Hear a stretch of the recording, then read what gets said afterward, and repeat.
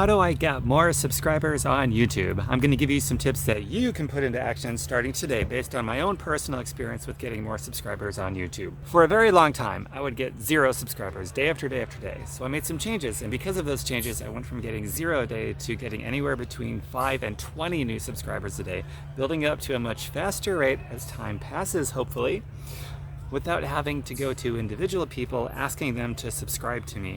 These are subscribers that are finding me from doing YouTube searches.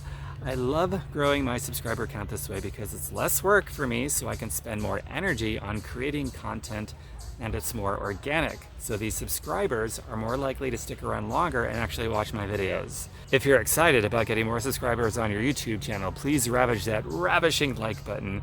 Tickle it until it turns blue, subscribe, and hit the bell so that you're notified as new videos comes out. This also helps me a lot with the algorithms here so that my YouTube channel continues to grow. In fact, that would be my first tip you can put into action on the very next video that you create for your own YouTube channel. Always find short but creative ways to directly ask your viewers to subscribe and hit the bell. Some don't need the reminder, they'll do it anyway, but there's always some that do need the reminder and just don't think about it unless you say something. It takes less than 15 seconds to do so, so you might as well do it habitually with every video that you create. So I do mine right after I tell what the video is about. This way more people are going to get that call to action before they fall off and never hear that call to action in the first place. But on the other hand, if it's the very first thing I say, well, they have no idea what the video is even going to be about yet except for the title, so I feel they are less likely to heed my call to action unless there is a reason to. My personal favorite justification to give my viewers a reason to heed my call to action is asking them if they're excited about what the topic is about, and if so, go ahead and subscribe, like, and hit the bell. I will also typically ask them to leave a comment, but for that, I will ask them to comment something very specific so they are more likely to leave a comment. If your viewers are commenting, then that is more engagement in your videos, which tells YouTube that your content is good, so YouTube is more likely to show your videos to more users on the video platform. An example of how I might have somebody comment I will do for real as it relates to this video. Drop me a comment. Tell me how many subscribers you get on a daily basis. I would love to see where you personally are at with your own YouTube growth. See what I did there? Instead of something too vague like tell me what you think of this video in the comments. That was very specific and direct. My next tip for you to get more subscribers on YouTube is for you to be congruent between your YouTube title, thumbnail keywords, description, and your spoken words in the video itself.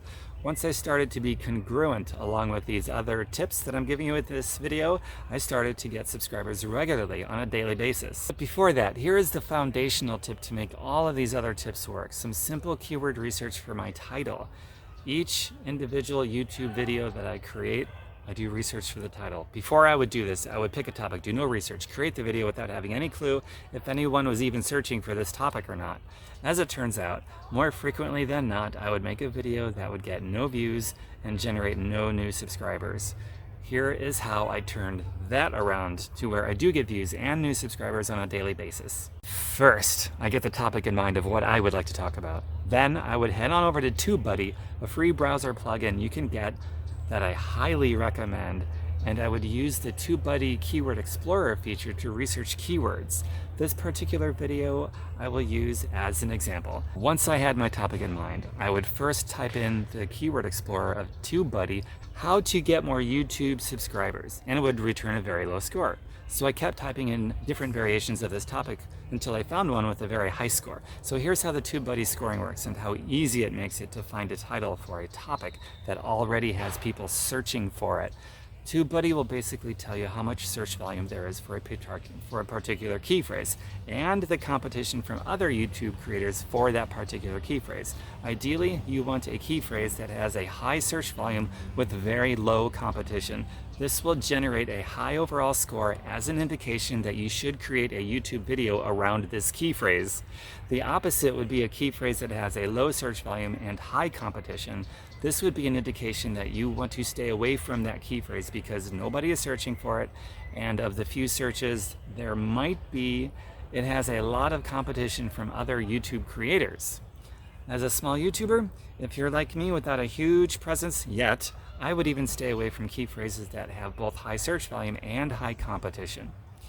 The faster way to get your YouTube channel off the ground is to find those keyword phrases that has a ton of people searching for it with little to no other YouTube creators that you have to compete with to get that high search volume. Once I've identified the keyword phrasing, I will make sure I put that in the beginning of my YouTube video title. At the same time I make my title algorithm friendly, I also need to make it reader friendly to human beings, because at the end of the day, it's human beings that need to see my videos and be inspired to click on them. But at the same time, we also need to speak to the YouTube algorithms so that the algorithms show our videos to more people on the YouTube platform. Now that you have the keyword phrase in the beginning of your title, you want to include that same keyword phrase in the first sentence of your description area. Once you have your description, you want to include that exact keyword phrase in the tags area. The first tag should be your targeted keyword phrase. In the video you create, you want your first sentence or two to include you verbally speaking your targeting keyword phrase. YouTube crawls through the content of your videos and recognizes the speech and is in fact using that speech as one variable to help with the algorithms.